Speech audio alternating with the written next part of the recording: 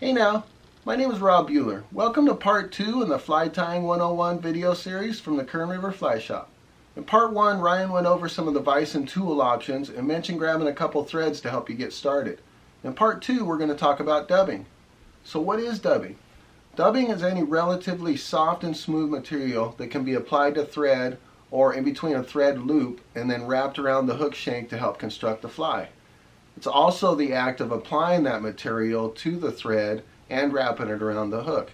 So it's both the verb and the noun.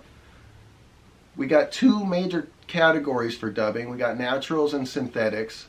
With all the different colors, shades, and styles on the market today, it can make it really confusing for the beginner. Fly fishing already has its own language, and fly tying is no different. So if you're new to both, it's like learning French and Japanese at the same time. It could be a little overwhelming. So hopefully we can go over some of the questions and confusion you might have with these videos and get you started with fly tying. You definitely don't need every dubbing on the market, but a good selection of Antron, smooth, reflective, coarse, and natural dubbings are all useful. Now I know you're saying that's a lot to get started for the beginner, but dubbing is nice because it's relatively inexpensive. It's only $2, maybe $3, $2 to $3 for each of these small packs depending on the maker. And then there's these cool little starter packs that come with a lot of the more popular dubbings. This one's got 12 starter colors in Antron, and these 12 color starter packs are anywhere from $12 to $20 depending on the maker. So not too bad getting started. The Antron is one of the most popular materials on the market, highly versatile, useful for both dries and nymphs, highly reflective as well, as you can see here, easy to dub, mixes well with other dubbings, really useful dubbing, Antron. Some of the more popular flies that Antron uses or Antron is used for: Stimulator, Parachute Adams, X-Caddis, L-Caracaddis. So you can see a really versatile dubbing and really popular in the fly tying world. With our smoother dubbings, Superfine is one of the more popular smooth dubbings.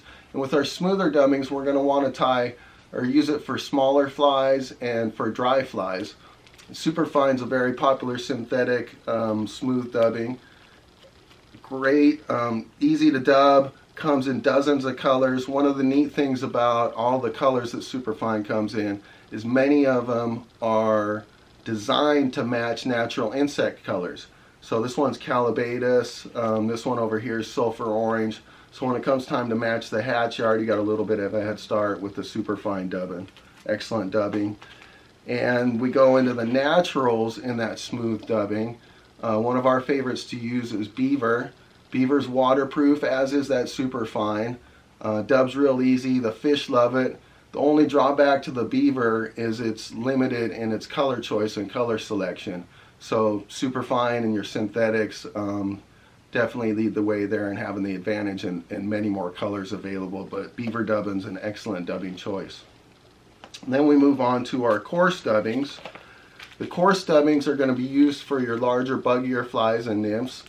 Angora goat was popularized, or mohair, it's used called mohair sometimes. Angora goat was popularized as a substitute for seal fur and is an excellent dubbing for larger nymphs and leeches. You can see how buggy that is in the long fibers there.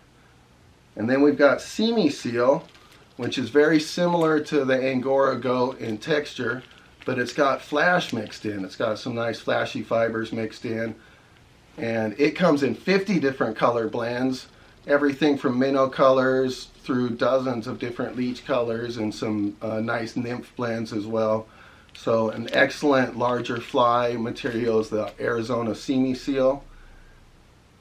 Definitely the #1 dubbing material used on modern dubbed leeches is that Semi Seal there.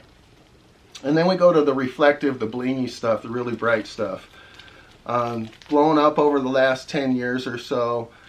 Tons of really bright, flashy materials on the market. So kind of tough to weed through all that too. But there's kind of two major kinds of the flashy materials that we like to use. There's a muted dubbing, or a softer hue dubbing with some flash mixed in, like Whitlock's SLF dubbing. And this one's the red fox squirrel with the abdomen in the softer color, and then the thorax in the darker color. And you might be able to see some of the flash mixed in there. So this will be good for matching your natural insects. Hairtron is another good mixed blend, which has rabbit fur as the base, and then Antron is that flashy fiber mixed in.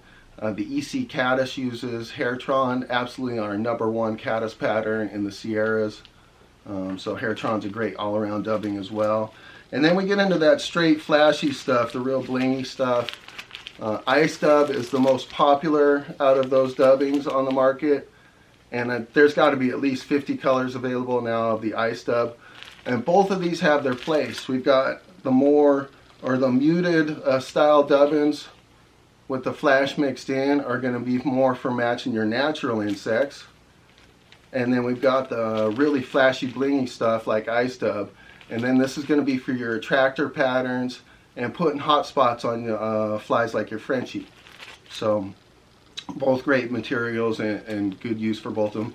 Another use for the Ice Dub is using that to blend in to the muted materials yourself, so you can make your own custom blends with adding a little flash in too. It's another little advantage there. And then last up, we've got some natural materials.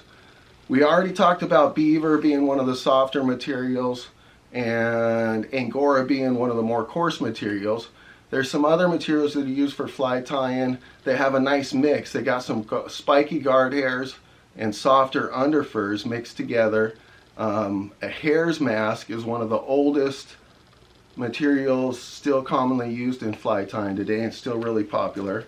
And we've got these spiky guard hairs all up and down the ears here, and on the forehead and in between the eyes. And then really soft underfur dubbing on the cheeks over here. So it's blending those two is just pure gold to the fish, and is the foundation of one of the most popular flies in history, the hare's ear nymph, which still crushes fish today. So mixing those two is an excellent fly dub in there. Another dubbing that has the mix of those spiky guard hairs and that soft underfur. Those spiky guard hairs are going to add animation to your fly, a little liveliness, a little bugginess, is the Australian possum. So make sure you get the Australian possum or Aussie possum. If you get the domestic stuff, it doesn't have as many of those guard hairs, and will still catch fish, but not as many fish as the Australian with those spiky guard hairs mixed in. And then this is coming on a little hide here. So we've got both the mix, as you can see, of the longer hairs and then the softer underfur underneath. And you can just trim off what you need and blend that together. And add some Ice Dub if you want to add a little custom flash or custom blend to that. And some of the more popular patterns with the possum are the bird's nest and the posse. And then back to some of the more popular patterns with Angora is the Kaufman stone, Steamy Seals, the leeches again, and those softer materials we're using small dry flies like blue wing olives and small mayflies, using those softer dubbing materials like the beaver and the superfine. And so now that we've gone over a lot of the dubbings, we have several choices on how we approach everything depending on your budget and addiction level.